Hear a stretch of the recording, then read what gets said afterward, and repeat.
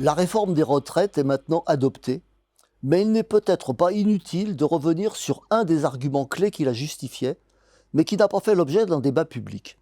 Quelle nécessité y a-t-il à travailler plus longtemps? Et si on cherche la réponse à cette question dans les discussions qui ont eu lieu autour de la réforme des retraites, ce qui frappe, c'est l'absence d'un dialogue à ce sujet. Car du côté du gouvernement, l'accent a principalement été mis sur la nécessité d'allonger le temps de travail pour tous, indiquant implicitement une indifférence à la nature des productions.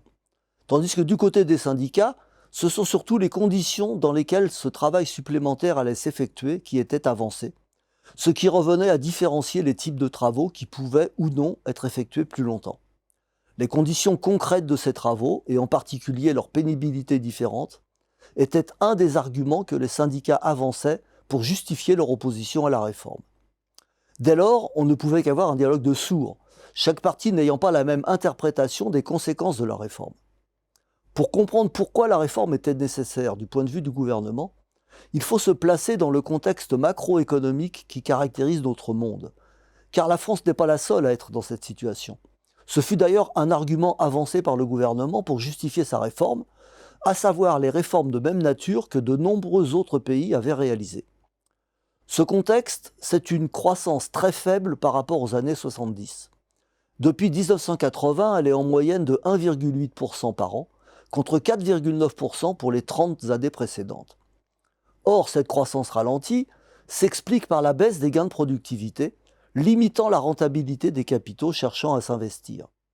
Pour augmenter cette rentabilité en berne, il n'y a que deux possibilités. La première, c'est d'augmenter le temps passé au travail.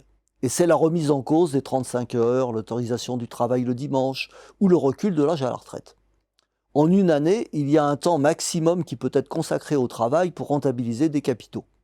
Il faut bien laisser les travailleurs récupérer. Mais le temps global à allouer au travail reste indéterminé a priori. C'est pourquoi, comme le note Marx, dans l'histoire de la production capitaliste, la réglementation de la journée de travail se présente comme une lutte pour les limites de la journée de travail.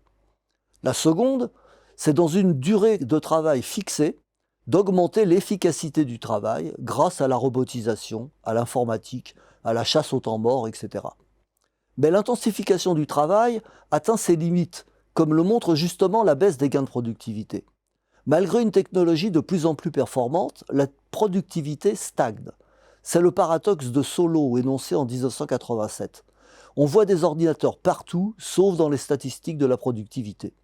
Il faut donc revenir à la première solution et allonger la durée légale du travail. C'est ce qui s'est passé en France, avec ce point d'orgue qu'a été la réforme des retraites, où l'âge de départ à 64 ans n'a pas été négociable. Ce faisant, on rompt avec la baisse continue du temps de travail qui a caractérisé tout le XXe siècle, pour réactiver la lutte pour la durée légale du travail qui nous renvoie au XIXe siècle et explique sans doute l'opposition massive à la réforme.